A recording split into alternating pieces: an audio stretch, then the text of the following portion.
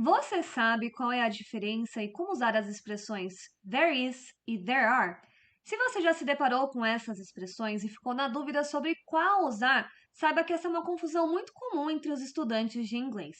E nesse vídeo eu vou esclarecer de uma vez por todas as diferenças e como usar corretamente essas expressões no presente, passado e futuro, e também alguns erros comuns e como evitá-los. Mas antes de começar o vídeo, eu quero te convidar para se inscrever aqui no canal e se o vídeo for útil para você, já deixa o seu like, combinado?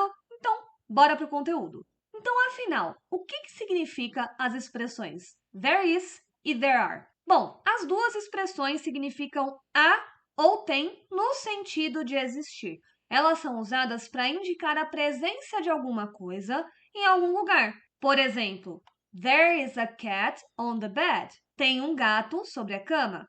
There are 5 books under the chair. Há 5 livros debaixo da cadeira.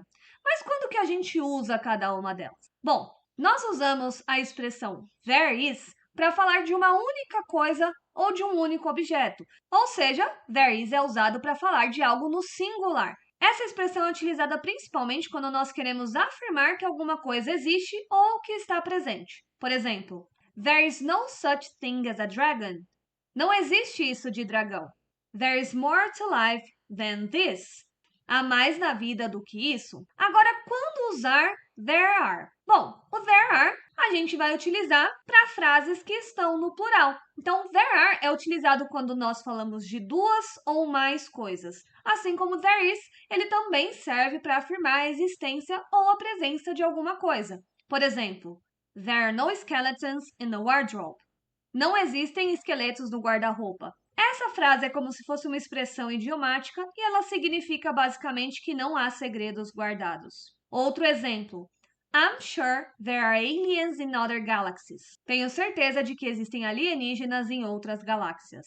E agora, como que a gente faz para usar there is e there are no passado? Bom, no passado, essas expressões, there is e there are, elas mudam para there was e there were. Para entender um pouco mais sobre essa conjugação is, are, was, eu recomendo que você assista os vídeos sobre o verbo to be aqui do canal. Mas como que a gente usa cada uma delas? Bom, no caso de there was, nós usamos para uma coisa só no passado. Ou seja, o there was é a forma do there is, só que no passado. Por exemplo, there was a problem. There was also a solution. Havia um problema e havia também uma solução. Já o there were, ele é usado para mais de uma coisa, ou seja, ele é a versão do there are, só que no passado. Então, ele é usado no plural. Por exemplo, there were lots of gold in the mine. Havia muito ouro na mina. E agora, como que a gente usa o there is e o there are no futuro? Bom, para falar sobre o futuro, nós temos duas formas.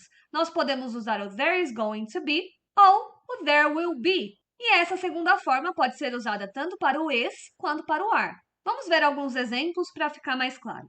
There will be blood. Haverá sangue. Então, there will be é usado para indicar algo que vai existir ou acontecer. Outro exemplo. There is going to be a second sun in the sky. Vai haver um segundo sol no céu. E there are going to be riots. Vai haver revoltas. Nesse caso aqui, nós separamos o there is going to be, sendo ele usado para indicar algo que vai existir ou acontecer no singular, e o there are going to be é usado no plural para indicar que várias coisas vão existir ou acontecer. Agora que você já entendeu o significado e como usar cada uma dessas expressões, eu vou te mostrar alguns erros comuns e como você pode evitá-los, mas com a explicação aqui você já consegue usar as duas expressões corretamente. Mas saiba que cometer erros ao usar essas expressões é algo muito comum, mas com alguns cuidados simples você pode evitar confusões e melhorar a sua precisão na hora de se comunicar. Agora, eu vou te mostrar os erros mais frequentes que os estudantes cometem e te dar dicas práticas para você corrigir. Assim, você vai conseguir usar o there is e o there are com mais confiança e sem receios. Então, vamos conferir na prática aqui alguns erros. E o primeiro erro é usar o there is com o plural. Por exemplo, there is 3 dogs in the park. Há 3 cães no parque. O correto aqui seria there are 3 dogs in the park. Lembra, there is é usado para uma única coisa, ou seja, no singular. Quando você está falando de mais de uma coisa, a gente usa there are. Outro erro bastante comum é usar o there are com singular. Por exemplo, there are a cat on the bed.